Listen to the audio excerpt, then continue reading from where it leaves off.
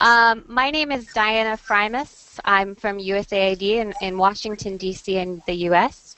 I'm going to be moderating today's webinar. This is a very exciting webinar for us. It's the first webinar of the newly formed Health Systems Global Technical Working Group, which is called Supporting and Strengthening the Role of Community Health Workers in Health Systems Development. In an increased environment, with growing attention to community health workers, more evidence and shared learning is needed to support the rollout of community health workers programs. In today's webinar, we're going to be discussing where stronger evidence base is needed to support policy development and programs, and how an existing evidence can be better translated into action. We're joined today by 4 panelists. We have 2 that are joining by webcam and 1 that will be joining us by phone. And we have another that we're hoping to join us shortly. I'll give a quick overview of everyone's bio. First, she's still trying to call in, but we have Marisa Koch, who is a public health specialist, currently working as a researcher on health systems at the Royal Tropical Institute in Amsterdam. She has worked for 3 years in Malawi at the district level in management and coordination of curative and preventive health services in the area of community health workers. And she's currently working on a PhD at the Free University of Amsterdam and is conducting researches on the factors influencing performance of community health workers in 6 countries in Asia and Africa. Secondly, we have Polly Walker from World Vision, who provides technical oversight to World Vision's community health worker programming.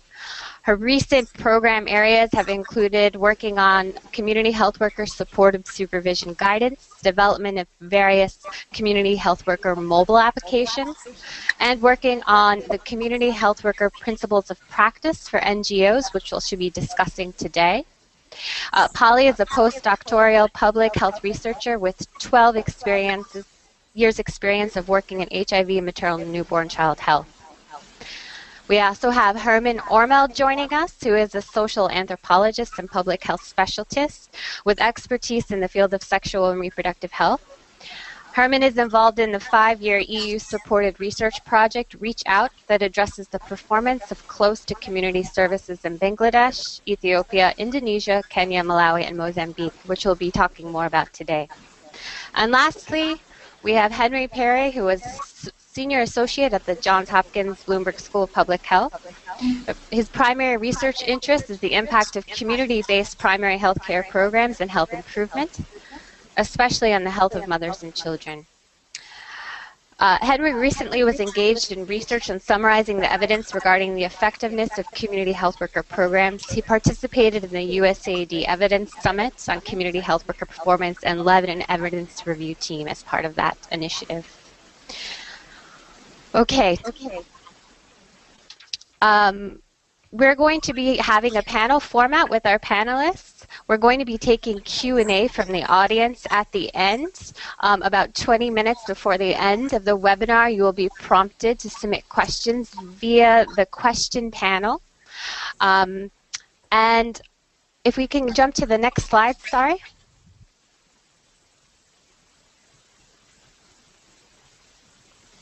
And we'll also ask you to engage in tweeting via the webinar. And if you go back to the last slide, we have a couple of hashtags that you can use.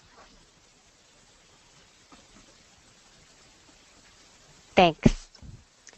Now, before we get started, we were planning to have Marisa help us set the context with a brief overview of the community health worker commitment made at the 3rd Global HRH Forum in Recife this past November in 2013, and it's focused on expanding the evidence base for community health workers. Just to check, do we have Marisa on the line? Yes, I'm here. Do you hear me? Wonderful. Great. Great to hear your voice, Marisa. We hear you. Thank you. I'm going to present about the joint commitment to organized partner action for community health workers and continuing the expansion of the evidence. And this commitment comes from a joint initiative by partners at the 3rd Global Forum on Human Resources for Health last November in Brazil. And in preparation of this conference, three background papers were developed by partners from the Global Health Workforce Alliance. And I will give a brief overview of all of this with a focus on the paper regarding slide 2, please.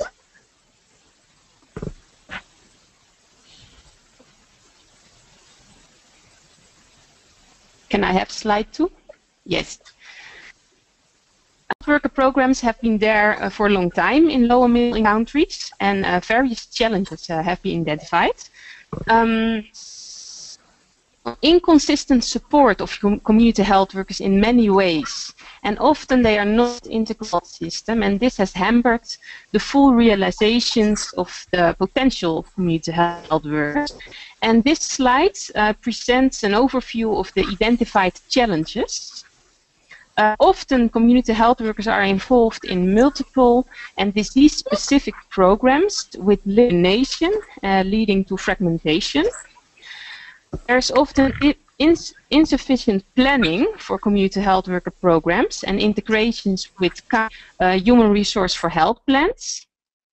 And in many cases, there's lack of clarity around community health worker programs, like what is the exact role of the community and what is the role of the health system in supporting community health workers, and what are their expectations regarding the roles of community health workers.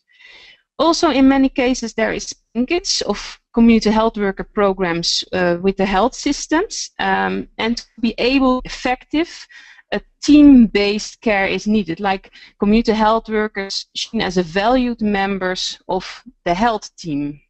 And very importantly, there's an inadequate focus on providing support for community health workers to enable their performance. Slide 3, please.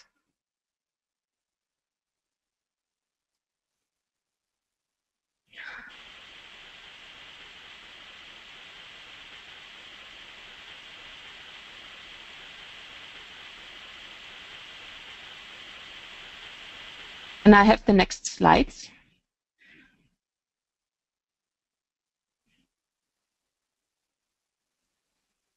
Yes, thank you very much.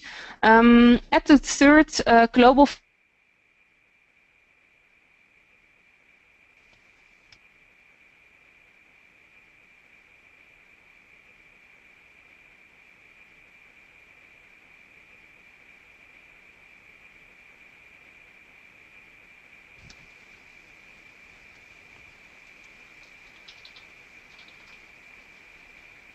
Unfortunately, I think we have lost Marisa for a second, so I will quickly go over the rest of the slides. As Marisa was going over, a commitment was made at the third Global HRH Forum around community health workers, and there was a side session that was held that gave an overview framing presentation of three commissioned papers by the Global Health Workforce Alliance to address the issue of fragmented context for community health worker programs at both the global and at the country level. One of those papers was specifically focused on identifying existing community health worker knowledge gaps and how that area is crucial that we continue placing focus on filling the evidence space as we move forward with rollout and scale up of community health worker programs in the field. The principles of that side session were three here on the slides. First, that everyone is in agreement that community health workers play a unique role and are essential for accelerating the MDGs and achieving UHC. That programs for strengthening community health workers must be based in a national health system approach with greater integration needed of programs into formal health systems. And that governments, implementers, and donors and civil society should ascribe to a common framework for harmonization and accountability of community health worker programs. Next slide, please. So as part of this process, we worked on developing a knowledge gaps paper that identified knowledge gaps for community health workers that are summarized on this slide here. Marisa, are you here? Yes, I'm back. Okay, can you hear me? Great, wonderful. You want to take over? Yeah. So on the knowledge gaps, We have two themes. The first theme is effectiveness of community health workers in relation to specific tasks and responsibilities. Marisa, I think we've lost you again. So as you can see, the second area of knowledge gaps identified in the paper was the systems and contextual factors that influence community health workers and their performance. And if Marisa is able to join us, we could hear more about these gaps a little bit later identified. Can we go to the next slide? Wonderful. The paper, can you keep on clicking, please? All the way, please. So the paper also identified some limitations in the existing evidence of the types of research approaches that have been used, and where we need to focus more research moving forward. So for example, we have limited evidence on program scale-up and sustainability.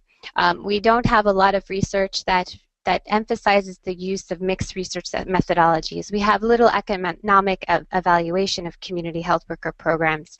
There's a greater need for increased documentation of how programs run and how certain support functions are developed. And lastly, an area that needs greater emphasis is to increase the capacity building for the LMIC investigators. That will help us have more context-specific research going on in the field. Last slide.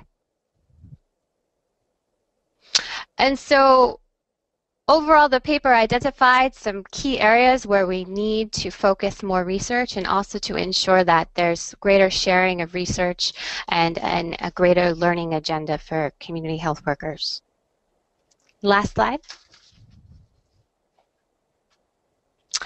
Some key immediate outcomes of the community health worker side session was that there was as I mentioned earlier, a commitment made to community health workers. You can follow that link there. It's all on the GWA website.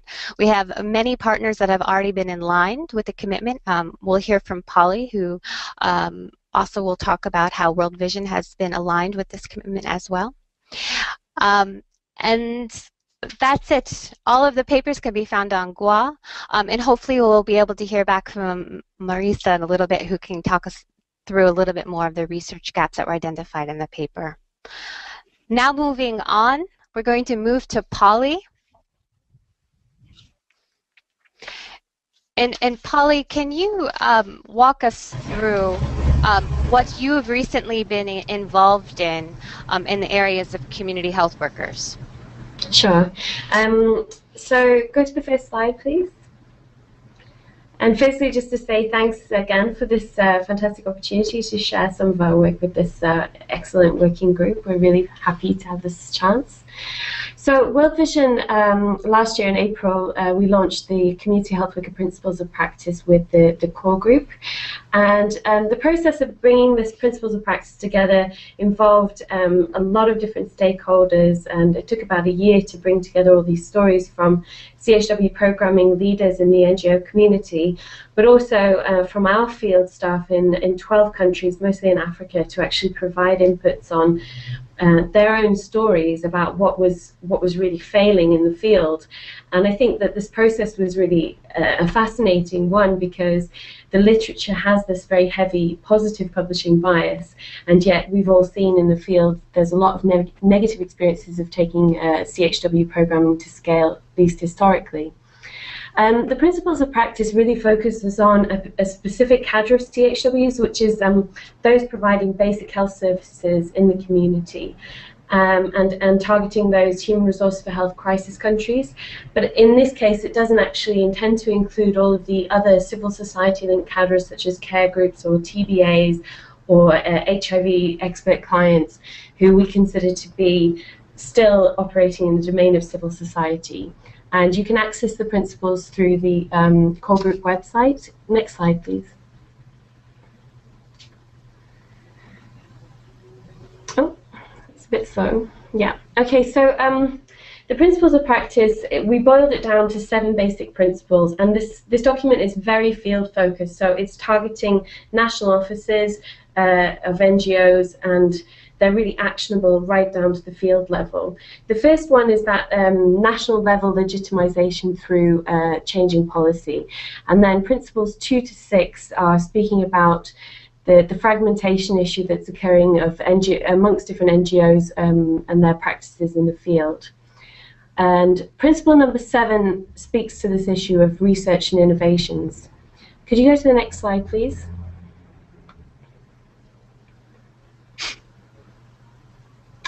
So the focus of Principle 7 is it's kind of an oddball amongst the different principles, because we're not calling for harmonization of research in this. We are calling for more of a sort of shift of the current norms that happen with NGO projects and research partnerships.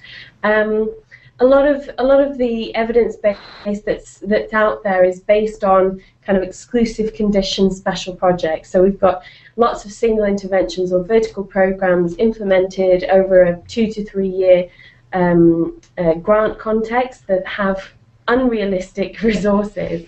And we also see a lot of innovations that are happening almost to excess. I think in order to take things to scale, and what the policy makers in these countries are really looking for is a sort of turning that on its head and asking the question, what are the absolute minimum financial and resource requirements that are needed to make CHW programs happen at scale? And this is quite a different research approach, really. And this is something World Vision is approaching with Johns Hopkins, actually working with Henry Perry's team out there. And we're looking at a multi-country study where we're doing a kind of business as usual project model, using just basic area development project budgets and no additional staff or conditions. So we're trying to look at the impact of something that can realistically be scaled up. Next slide, please. Just click through until the slide fills. Sorry about this. So I was just wanting to say, the Principles of Practice was published just before the Receive commitment took place, and I think they're really parallel processes, and the Principles of Practice just speaks to the NGO, civil society component of harmonization. I think there's still an important role for the Principles of Practice because it's really a starting point, whereas the framework for partner action requires changes in the way that donors operate and changes in the ministries of health that are going to take time to actually put into place. Whereas the Principles of Practice actually speaks just to those negative practices that are happening within NGOs that actually are preventing harmonization from taking place. It also has some specific advocacy asks around the CHW issues, which can be used at the national office level. And even in those places where the ministries of health are not yet on board with the harmonized partner action framework, these principles can immediately be put into action by NGOs working in any environment. Next slide, please.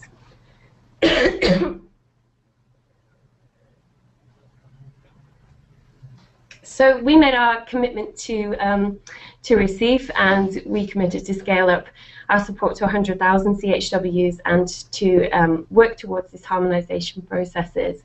And you can view our commitment online. And I think there will be, in the next month or so, there'll be the updates to those commitments also published online. Next slide, please. So some of the highlights of things that World Vision has been doing towards CHW scale up globally. We're pushing 2 big project models for CHWs. There's a dialogue-based behavior change model called TTC, which we're scaling up in 20 countries, and we're also working on ICCM in 15 different countries. And we're continuing to engage these multi-stakeholder platforms and in many places initiate that process.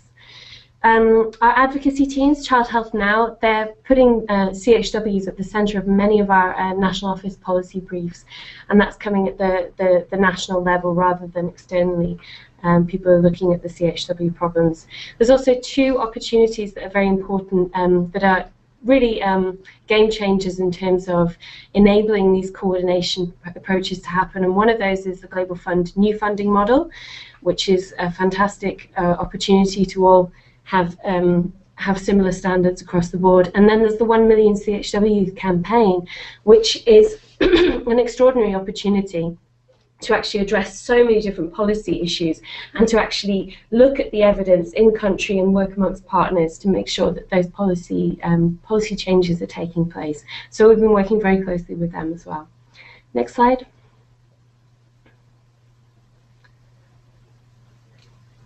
I think that's it. That's it from me.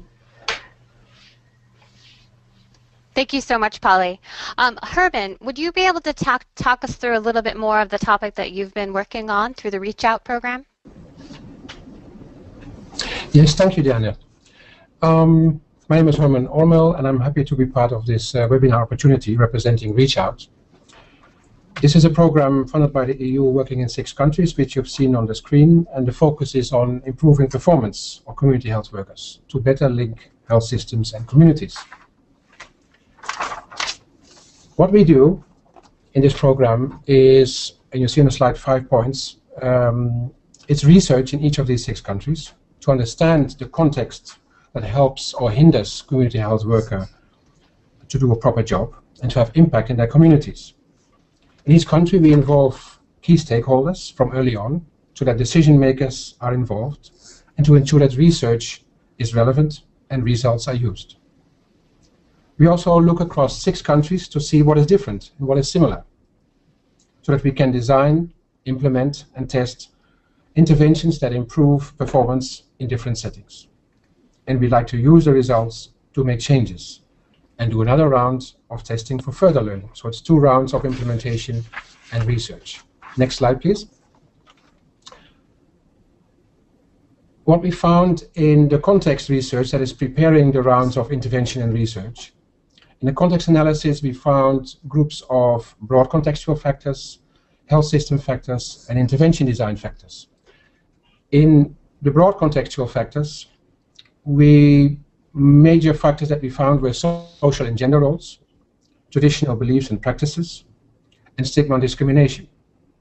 For example, in Mozambique, the community health workers, the male community health workers there, it's sometimes a problem for them to visit female clients at home because of cultural community issues. In Bangladesh, the traditional healers and TBAs are very important providers for the community. Next slide, please. On the health system factors, we mainly identify the following, which are the human resources for health policies, the service delivery, financing issues, and governance issues around community health programs. Facilitating factors were mostly clarifying the role and the career opportunities of community health workers. If they have clear roles, they can do a better job. And if they have a prospect of careers and career opportunities, the performance could be improved. While we found actually more barriers in this group of factors, where community expectations often are not realistic in terms of what community health worker programs can offer. For example, many expect transport to be available when they are referred, and in practice there's often no transport available. High workload of community health workers combined with unrealistic targets lead to disappointments. There's competing priorities between vertical programs that leads to either gaps or duplication of efforts. Some of the barriers we found there. Next slide, please, on intervention design factors. There's 2 slides of these. The first 2 I would like to mention is, sorry, the previous slide, please. Intervention design now, number 1, yeah, thank you. The first 2 factors I'd like to mention are human resource management, which relate to how community health workers are recruited, get incentives or not, how they are supervised and trained. And the second one is about quality assurance, which deals with the availability or not of guidelines, monitoring and evaluation, and the feedback loops, which means do they hear back on the data and information they provided. To take supervision in this case, facilitating factors to improve that and to improve motivation and performance are clarity in supervision lines, availability of guidelines for supervision, the fact that supervision is supportive rather than fault-finding, and community feedback. Positive community feedback is very helpful. Communities being involved in supervision. Barriers for supervision is when supervision that has been agreed is not happening or very irregularly.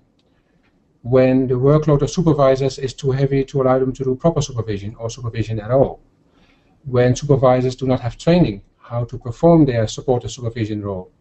And when there's no resources or funding, for example, for transport, when supervisors and supervisees meet. Next slide, please. This is the last slide. Again, on intervention design factors. 3 more factors that we identified. The first being community links, which deals with how communities are engaged in selecting and working with and supervising community health workers, and social change that community health workers can bring about. The second one is about referral, what community health workers can do and cannot do when it comes to referring community members to services. And the third one is the coordination or lack thereof among providers and other stakeholders involved. Facilitating factors, community engagement is really a facilitator that we found. When communities are involved in recruitment, supervision, it leads to more community ownership, more motivation, and better performance. Coordination is often a barrier. It's often weak among various providers. There's competing programs engaging the same community health workers. It leads to competition. It distorts priorities. It distorts agreements on what kind of incentives are reasonable. And it leads to demotivation. This was the short story of the context analysis of the Reach Out program. Thank you very much, and I'm looking forward to the discussion. Thank you so much, Herman.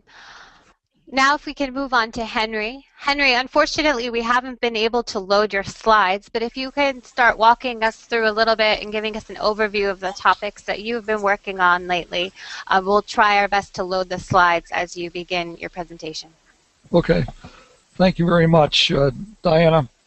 This is Henry Perry at Johns Hopkins University, and for the last 2 years or so, I have had the privilege of being a part of a team of people that has put together a large book in actuality of 467 pages. We call it the CHW Reference Guide, but the full title is Developing and Strengthening Community Health Worker Programs at Scale, a reference guide and case studies for program managers and policymakers. This work was the brainchild really of Steve Hodgins, who at the time was the technical director for the MCHIP project, and he recruited me and Lauren Kriegler and a series of probably 25 people to come together and prepare a manual that would be useful for program leaders, policymakers, program implementers as they think about developing large-scale community health worker programs, or either strengthening them or expanding them. And so we here we see the slides. Good.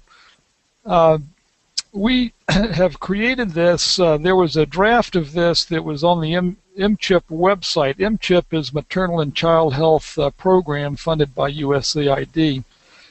The MCHIP website has had this on there in draft format, and we're in the very final stages of making some changes with respect to this following extensive public comment and expert critical review. And as you see here, we have 16 chapters that cover a lot of the issues that have already been discussed by Herman. But we start out with a whole section that sets the stage, and we have a chapter on history of community health workers, national planning issues, governments, financing, coordination and partnerships, addressing many of the issues that Marisa brought up in her presentation. We have a section on human resources, as you see there, a section on how community health worker programs relate to the health system and to the community, and then a section on achieving impact related to sustainability and measurement and data use. In addition to this, we have 12 extensive case studies, and we also, as part of this exercise, carried out key informant interviews with people who have had extensive experience working with large-scale community health worker programs. Go to the next slide, please. So here you see the rating team that we pulled together. We have a senior rating team that includes, as I mentioned, Lauren Kriegler and myself, but Claire Glenton and Simon Lewin, both from the Norwegian Knowledge Center for Health Services, and Karen Laban from the core group as part of the MCHIP program, and Steve Hodgins. But we have a whole host of other authors who collaborated with us on specific chapters and on the case studies. Go ahead, please. So the goal of this was not to develop a prescriptive, detailed how to address specific issues, but really to explore all of the various issues that surround large-scale community health worker programs, and to provide a context for policymakers, program planners, and program implementers as they think about the various issues that have to be addressed in the process of planning a new program that's going to go to scale, scaling up an existing program, or strengthening an existing program. And so we have worked hard to provide a range of options and considerations that should be taken into account. And we also put a lot of effort into the case studies to provide context for people as they think about how to improve their own program by giving the opportunity of learning about how other countries and other large-scale programs have been developed and strengthened in the various challenges that they have faced as well. Next slide.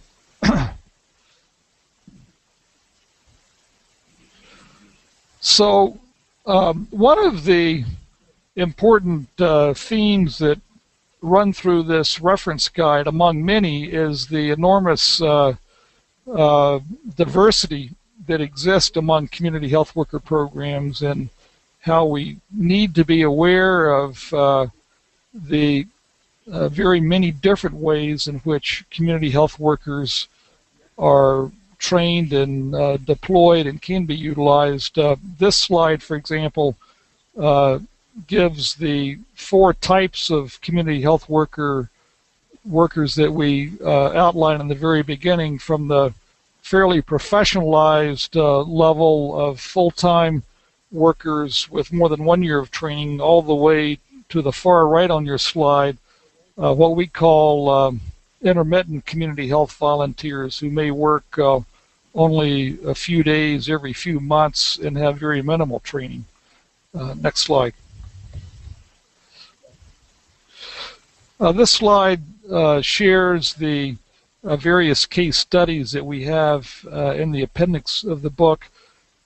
We put a lot of effort into this. We tried to obtain all of the written documentation that was available for all of these programs, and also relied on persons who are very knowledgeable about these programs and how they function. And we have a uniform procedure for addressing the various characteristics of these programs that goes throughout the appendix. And we think this is a valuable resource because for large-scale programs, there's often a dearth of written material about this. There's very little published literature in the peer-reviewed literature that addresses issues faced by large-scale programs. One community health worker program in particular was a challenge, but was terribly important, I think, and that's the Indonesia program, which has very, very little written documentation, but is clearly a very important large-scale program. In fact, is one of the largest in the world, but very little information about it. So I think our Community Health Worker Reference Guide is going to provide an important access for people to learn about these other programs as they think about how to strengthen their own. Next slide. So this manual, this Community Health Worker Reference Guide, as we call it, is available on the MCHIP website. I checked this morning and I couldn't find it. It's buried somewhere in there right now, but we are, as I mentioned, there are a few final edits that are going to be made in the next week or so before it goes up, and we will be disseminating this widely once it is put up, and so we will be sharing this, and you should be seeing this come through when the final version is up in the next week or two. Thank you. Thank you so much, Henry. I just wanted to make a note to our participants that we will make the PowerPoints available after the webinar. Now we have a series of other questions for the panelists, and then we'll take some questions from the audience. I pose a question to the panelists, and we can start with getting a response from Marisa, but we've heard some different knowledge gaps that exist currently in the evidence space for community health workers. And so my question is, if you had to prioritize top 3 that you feel should be a focus now, what would your top 3 priorities be for community health worker research? Thank you very much. Yes, I think there is need to have evidence about underlying mechanisms. Marisa, I think you've cut out again.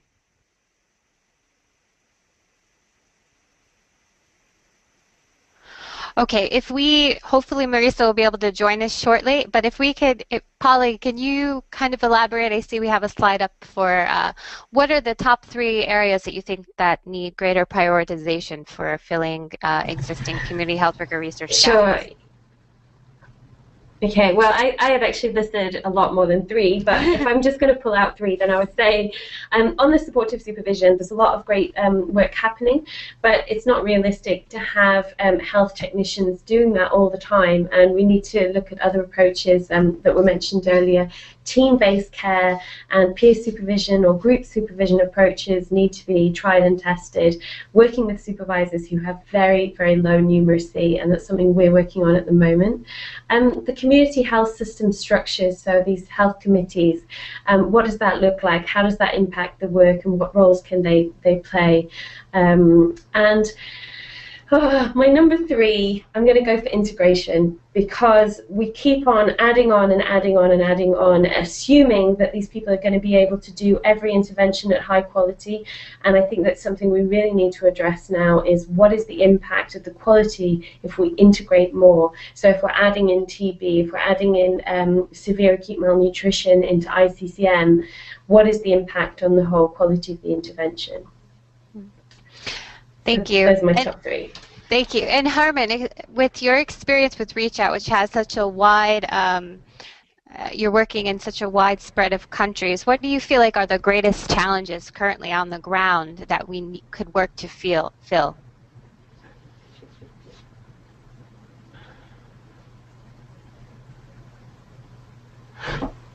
Herman, I think you're on mute. Sorry. Let me try again. Sorry about that. Thanks for the question. And what we have done in Reach Out is that we've gone over the factors that we found, and we've kind of prioritized together with the countries and the stakeholders 4 issues, and of which I will mention 4 issues for further research and testing in the intervention cycles. And 2 of the 3 are overlapping with Polly's. The first is community engagement. Polly will not be surprised, because it relates to community ownership, it relates to support they provide, it relates to their involvement in recruiting and supervising and accountability mechanisms. And we find this in some countries to some extent, but not in other places. And we think it's very important to find out how we can improve that and to improve motivation and performance. The second one is supervision. Yes, in terms of the nature of supervision, is it supportive or is it directive? And we find quite a lot of fault-finding supervision. There's issues around workload of supervisors, issues around transportation and logistics to make supervision happen. So all of that, and clear lines of supervision to clarify that, so all of that warrants further research. and testing to see how we can improve that in the countries we're working in. The last one is on coordination between providers and other stakeholders, where there's competing programs, competing incentives, competing ways of how community health workers are used and engaged and trained, and improving coordination could go a long way to improving quality of the work they can do. That's our top three. Great, thank you so much. And Henry, with your breadth of experience in research and having been involved in extensive systematic reviews, where do you feel that we should put greater prioritization, your top three areas for filling the evidence base? Great. Thanks, Diana. Before responding to that, let me make two general comments. One is that is, I think, a pretty obvious statement, but an important one, and that is that we need money for research. There hasn't been much money available for research on community health worker programs, and so this needs to be, I think, a priority for donor funding. And in my view, the more research, the better. I mean, you can talk about specific areas of the research, but we need money to support this. And also, we need to develop a community of researchers and program leaders who can get together and talk. And this is a good example, I think, of the importance of at least beginning this type of work. But to respond specifically to your question, I think that we need more documentation of large-scale programs and how they actually function. This was mentioned earlier by one of the other panelists. We need research on the effectiveness of large-scale programs and the particular challenges that large-scale programs face. And then the third one is that we need more research on what I call system issues that are particular challenges, and the two that come up most commonly are supervision and logistical support, but how to make these more effective. But then I'm going to add a fourth one if I can really quickly, and then I think the transition for large-scale programs from external donor support to long-term permanent sustainable financing is a terribly important issue, because we all know that donors carry a lot of weight in the way programs are fashioned initially, but that transition and ensuring that the momentum is not lost once the initial donor support fades, I think, is a terribly important issue, and we need to be very concerned about this, and I think it's an area for good research too. Thanks, Henry. I think that's an extremely important point and an integral piece for sustainability of these cadres. The principles of practice and the roles of NGOs, what are some promising practices that you have identified in expanding the evidence base within partner programming or NGO programming, and how to better make research accessible at the country level? Yeah, I think there's been amazing moves forward, especially in the last 2 years, and amazing contributions have been made to the CHW community. The evidence platforms are there. There's the CHW resource guide, which is enormously helpful. But I still feel like in the real world, it's not reaching the audience that it needs to. So there's still a massive gap between what the Ministry of Health policymakers are doing and what we're doing in London or Geneva or Washington, D.C. So I think that expanding the evidence base at this point, it's about transforming that evidence into bite-sized, digestible chunks, policy briefs. And something that World Vision is trying to work on is to just build national capacity to create these policy briefs and create sort of local evidence briefs that can be then used for advocacy purposes. And that's something I would like to see perhaps within this working group as well, creating something that's really targeting the correct audience. Great. And Herman, in your experience with Reach Out and having such a wide country scope, do you have any experiences of being able to facilitate cross-country learning and sharing of the research that's been conducted?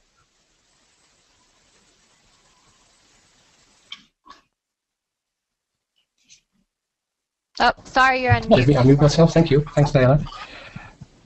I'm unmuted now. Thanks for that. Yes. On the one hand, on the research itself, what we try to do is to involve stakeholders from very early on, so that the people who in the end need to work with the results, who need to make decisions on changing programs and investing in this, are on board when we define, together with ministries of health and government agencies and NGOs, when we define the research questions.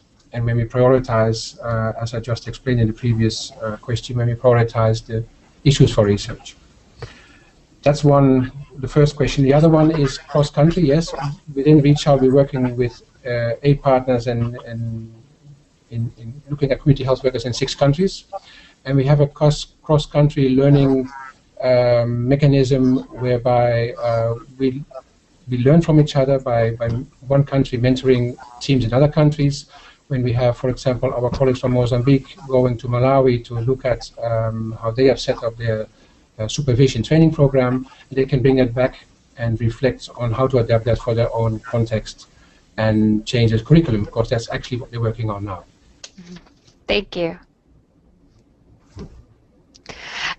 And Henry, I'm interested in getting your perspective of what you feel like the promising practices are for expanding the evidence base and making it more accessible. Specifically, I'm wondering if we talked a little bit before in Marisa's presentation about research methods that we haven't really utilized in the current literature.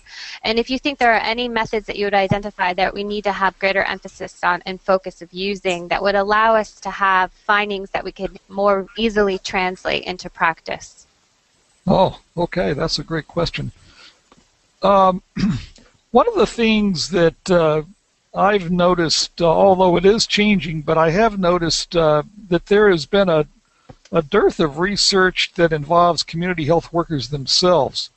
When we talk about stakeholder analysis, we frequently talk about higher level policymakers or program implementers, but too often the community health workers themselves have been left out of the research, and we need more studies that really highlight the challenges and the satisfactions that community health workers face. And I presume, Herman, in your research that you have included the community health workers themselves as stakeholders, but I think this is a terribly important area. One of the things that I've been curious about and would like to see and wish I could do myself, but I don't see how I can, but that is some kind of a random sample of community health workers and large-scale community health worker programs that would give a valid snapshot, if you will, of large-scale programs. We have in India, several million community health workers, and we can do random samples of these fairly easily. We do this at the household level all the time. I think that's an important methodological area that could be explored that I haven't seen any studies of in the literature. And then another methodological approach that I think is terribly important. We faced this challenge when we wrote our chapter on financing of large-scale community health worker programs, and that is there's almost nothing written in the literature about exactly how large-scale community health worker programs are currently being financed. The details through which the money flows and the political challenges that are faced in keeping the resources flowing make these programs sustainable in the long term.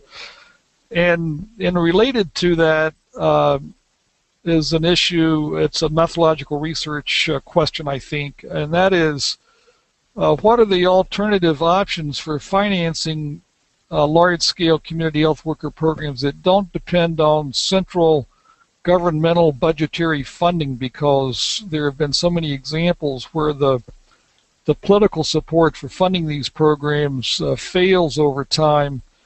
And so how we can create sustainable financing models that don't depend on central high-level political politics, I think is an important issue. And I always come back to the BRAC Shasta Shabika program, which is basically self-financed at the local level. And I think we need more of those kinds of models and research on them, because I think they have a great potential for helping to guide the way and looking at how local resources can sustain these programs in the long term. And of course that links into NGO work and what their contribution is to helping these programs be vibrant and effective in the longer term.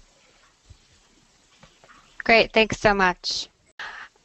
I think now we've heard a lot about work that's ongoing, and now that we have the technical working group, hopefully it will help provide a platform for better shared learning and identification. But now I want to hear from you all about what you think, where we are going next, and specifically examples from how have you been able to use within your work research to inform policy and practice, and really ideas for how we can make this more commonplace. I'm hoping that Marisa can join us for this last round of questions, because I'm interested if she can give us an update on the next steps for the community health worker commitment that was made at Recife. Marisa, are you there? Yes, thank you very much. The community health commitment is still open, so if organizations would like to join the commitment, it's possible and can be found on the GWA website. And the 3 underlying pages also available, and the one on research gaps really specifies these gaps that have been identified, and it also calls for a global research agenda. And I think the thematic working group that we're having now can play a very good role in trying to get this research agenda. And it shouldn't be only researchers involved, and also the policy and program implementers should have a role that we can jointly come up with priorities when it comes to community health workers. Thank you. Great, thanks, Marisa. And just quickly adding on to that, all of the working group papers are on the Global Health Workforce Alliance website. And then again, we'll make the slides available at the end of the webinar. Polly, with your experience in World Vision and with the principles of practice, do you have any examples how, through your programming, you've been able to apply research to inform policy and practice of your programs and in the countries that you're working with? And how do you think this can be more commonplace? Yeah, we've undergone a recent review of our 7-11 programming framework. So choosing the interventions that we take to scale, in particular working on the newborn stuff, trying to make sure that the newborn component is now better integrated. However, when you take it down to the country level, there's still a block because there's a delay between what's recognized as being strong evidence-based to translating into government policy. But you've got huge advocacy happening around the newborn stuff at the moment with the Every Newborn Action Plan, and that's not yet happening with the CHW movement. And all this great work has been done, but there still isn't that kind of sense of momentum. And I think this is where I see the role of the 1 Million CHW campaign, because and things like Global Fund, where we've got those opportunities to actually sit around a table with the ministries of health and look at the systemic elements, look at the finance elements, and bring the relevant evidence to the table at the time to focus on what needs to be done for CHWs. So we've been doing that recently with Sierra Leone. We got them to sign up to the campaign, and we brought the Deputy Minister of Health over to Geneva and introduced him to GWA and the whole partner framework, and they were very excited and went home building on that experience, going to take it forward. We're also participating in some cross-country learning, so we can look at the team-based approach that's used in the CHIPS program in Ghana and see if that can be a good experience for Sierra Leone. So that's an example, but yeah, I think that we need that momentum, and I don't know how we can get it really, unless we all get behind a campaign like 1 Million CHWs. Great, thank you. Do you have any examples for where, through your work, you've been able to utilize research findings in real time, and what really have been the enabling factors for this? Well, in our case, we just started a year ago. We just did our initial context analysis. We are going to intervention cycles that would generate evidence. And what we did to ensure that evidence is used when the time is there is to engage the decision makers, the stakeholders from early on in defining the research agenda. So of course, we have shared what we have found until now with the stakeholders in the countries, with ministries of health, with NGOs who are working on these programs. But the step towards evidence turning into policy is in the research program a bit early on. We're bringing it to the international scene, what we find in terms of the health systems conferences and community health worker platforms. We share it with UN agencies, with donors, with the major players, but at the national level, that is also still coming once we have the evidence on the table. So it's still coming. Please bear with us. Great, thank you.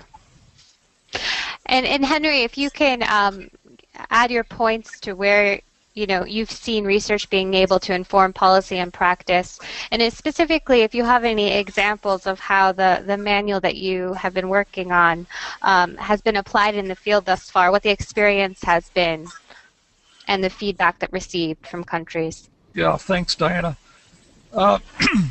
We are getting feedback from various people and various organizations who have started using the earlier version of our CHW reference guide, and they have found it very useful in thinking about how to strengthen specific programs in a country context. It has been used in the planning the 1 Million Health Worker campaign, and the Earth Institute folks have been working with Ghana to strengthen their national CHW health program, and they tapped into this extensively and found it to be very helpful. So that's one example. We did make our best effort to review literature that was relevant to what we wrote in our CHW reference guide, and by pulling this all together and locating it in a very visible website available to anyone in the world with internet access, I think is going to provide the basis for pulling together not only research evidence but practical field experience and program implementation that can be useful as we go forward in this process of having stronger community health worker programs. We do hope that we will be able to continue to update this and bring in new research and new considerations and more case studies as time goes by. Great, thanks so much. So now we have a couple of minutes to take some questions from the audience.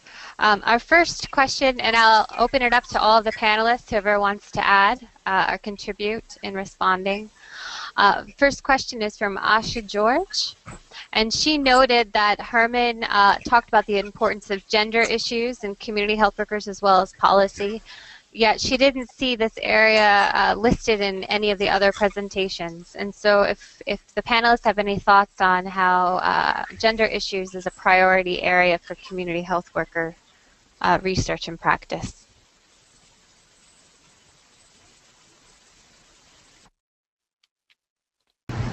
Yeah, we've also been talking about this a lot in World Vision at the moment, gender and community health workers, because there's so much going on with mobile at the moment, and it seems to almost preclude that essential group of community health workers, which are the older generation of women who are still very motivated and very engaged in supporting mothers through childbirth in their communities. So it's definitely a research gap.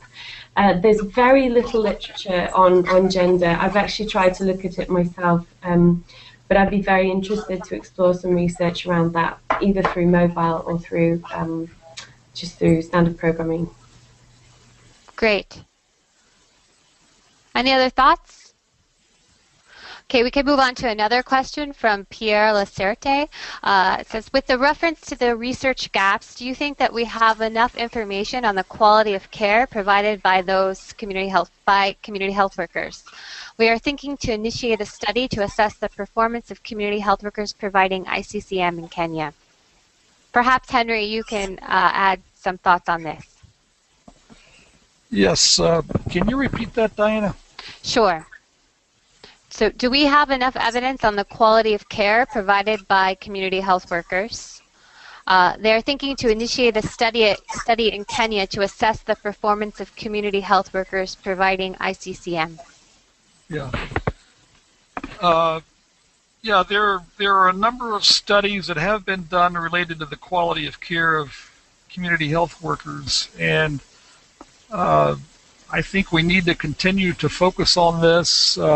It's an area of critical importance, and of course, one consideration is that the quality of care provided by community health workers is only as good as the quality of the training and the ongoing supervision that they receive. So I think we need to carry out these studies within that context. It would be very easy to demonstrate, and some studies have, that the quality of care provided is very poor.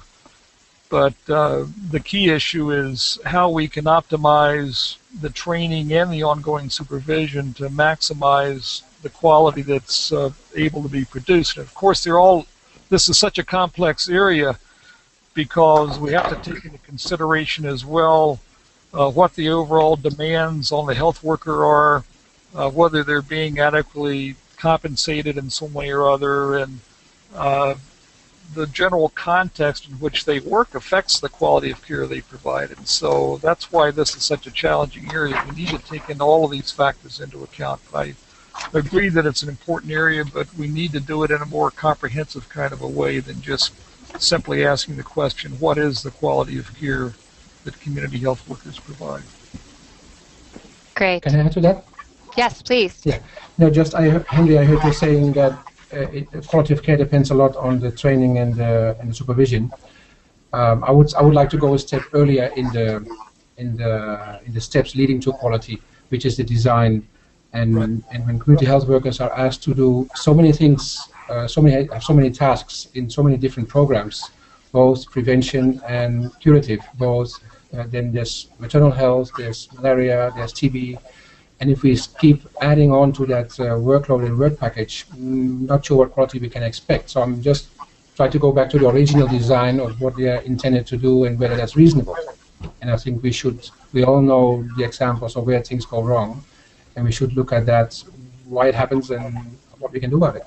Yes, I think that's a great point. Let me add just very briefly that whenever we get into discussions about concerns of taking on too many tasks, I immediately revert back to the BRAC Shasta Shabika program, where community health workers have a vast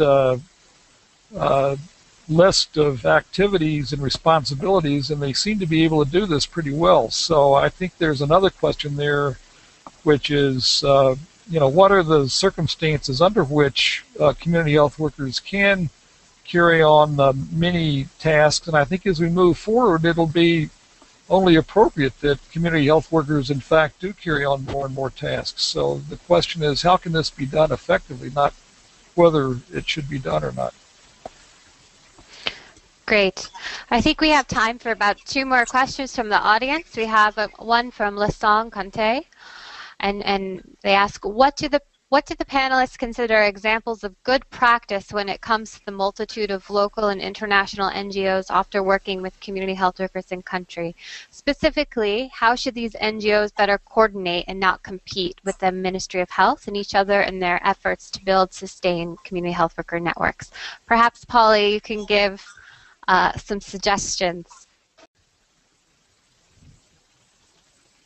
Yeah, I mean, this was why we wrote the Principles of Practice in the first place, and I would recommend that you just download that and read it, because under each principle we've got actions around advocacy and actions around programming and partnership. So These, we hope, are things that can be, as I said, actionable in the short term. What I feel needs to be happening at this point is that in a country-led manner, we're bringing together all of the stakeholders and putting together a long-term plan. So bringing all of those programs to sit around the table and look at something that can be realized over a 10 to 15 year period. And that's something that's happening in a number of places at the moment.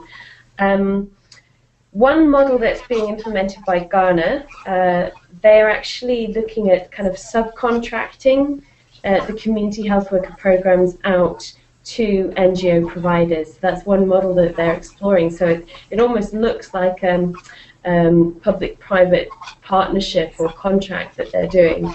I think there are many ways of doing it, but the most important thing is having that regular contact from the word go, and making sure that the governments are genuinely in the driving seat and that there's infrastructure and finance in the right places. But the donor community seems to be ignoring the fact that there's nothing there. There's nothing there in the ministries of health. We're often just working with a very small department, one or two people, and they're managing a huge collection of programs and projects. So it's a hugely challenging area to work on. Great, thanks. Any other insights from the other panelists? Okay, another question that we have from Sally Theobald. It's directed to Henry, but I'm sure anyone that has inputs, please add those. What are the opportunities and challenges for learning across different contexts? Do we have any key lessons that are emerging from any large-scale case studies in the manual? Yeah. Well, I don't think that within the manual we really address this issue too much, but I think there are a couple of things that come to mind in trying to answer this question. One is that I think there's enormous opportunity for learning between program implementers and policymakers in one country visiting another country. Herman mentioned that as part of what they're involved with, but I know of many examples where people have gone from one country to another country to learn more about what they're doing, and seeing is believing in a sense. So trying to facilitate opportunities for weak programs or newly developing programs to visit stronger programs, I think is a great opportunity for the future, and fostering collaboration between policymakers, program implementers, and even community health workers from one country to another, I think is going to be an important step moving forward as we try to build on the momentum and create continuing improvement of programs rather than, as we saw in the 80s, sort of implosion of weak programs because of their weaknesses. We all know that there are weaknesses in these programs and there are challenges to be faced. To me, the issue is how can we learn from the weaknesses and start to build stronger programs rather than just giving up on the whole process, which is, in fact, more or less what happened in the 1980s. So I think the more ferment, the more dialogue, the more research, the more cross-program visitation that goes on, I think this will strengthen the process. So I don't know that I answered exactly the question, but at least I shared some thoughts along these lines.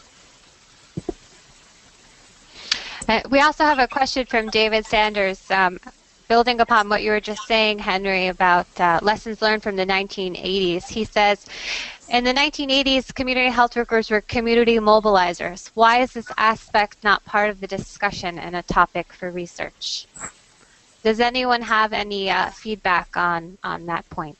Yeah, well, I think that's a great observation that David has made. And in fact, David was one of the reviewers of our CHW reference guide, and he pointed this out as well.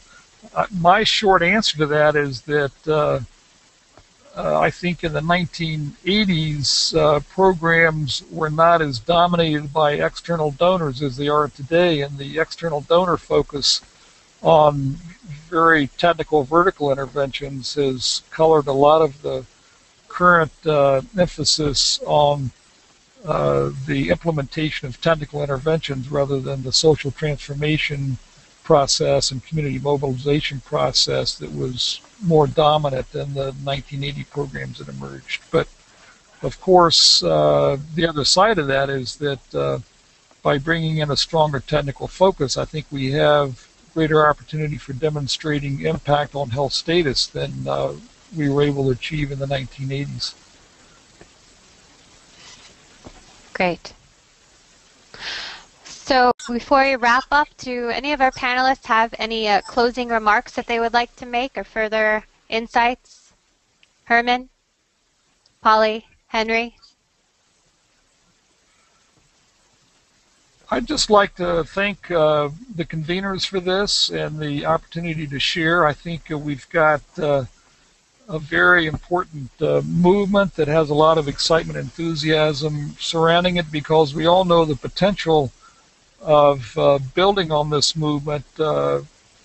Our effort in this large-scale CHW reference guide was to make and ensuring that the momentum and enthusiasm for this isn't lost over time, and how we can continue to strengthen these programs and their effectiveness rather than get disillusioned by all the challenges and difficulties that arise in the process of implementing these programs. Great, thank you. Well, I would also like to thank all of the panelists and for Health Systems Global for helping us organize this webinar, and for all of the participants in joining us and taking part and contributing. We have an open invitation to join the working group on supporting and strengthening the role of community health workers in health systems development. If you're interested in joining, if you're not already a member, you can contact Faye Moody. And we hope that you are interested in joining us, and to it's exciting to see a growing community of folks who are interested in helping to fill the evidence gaps for community health workers, and to come together for greater shared learning and to see where we can better put research into practice. Also, we've recently joined with Community Health Worker Central, and so we are looking at ways and how we can leverage this platform for better shared learning. We also will be having an event, an inaugural event at the Cape Town Health Systems Global Symposium, which will be held on the 30th of October from 9 to 11 a.m. So for those of you who will be in Cape Town, I hope that you're able to join us. We have a LinkedIn group that we invite you all to join. And you can also follow Health Systems Global on Twitter. I'm sure there will be a lot of communication in the coming months getting ready for the Health Systems Global Symposium. As I had mentioned earlier, a recording of the webinar will be made available shortly and will be posted to the Health Systems Global website. We will work to get you the panel presentations, the PowerPoints. And then lastly, an ask of the participants is that a survey will be made available for you to fill out directly after the webinar. If you could take a couple of minutes to fill it out, we really greatly would appreciate your feedback, and to see how things that we can work on in our next series of webinars. So thank you so much, and have a good evening for those of you who are not based here in the U.S., and have a good day for you who are still embarking on your day. Thank you so much. Thanks, Diana. Goodbye. See you all in Cape Town. Thank you. Bye-bye.